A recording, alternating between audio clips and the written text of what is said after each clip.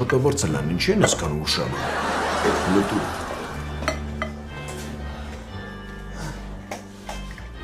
Не понял. Ֆրունզ։ Չուսը սյուրպրիզ։ Ես գնացել էր Պաղեստին հանգստանալու։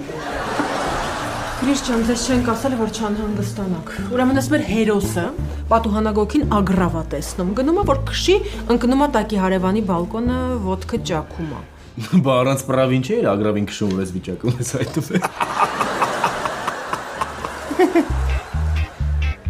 Ագրավը նավս ասացի քշե մի փորձանքի չգանք ենել։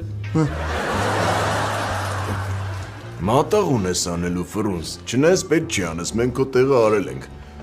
Ժիրո, մատաղը բեր։ Հոյուբուսիտ մատաղը, ջեյրան, ջեյրան, ջեյրան, մետաքսյուսիտ մատաղը, ջեյրան, ջեյրան, ջեյրան։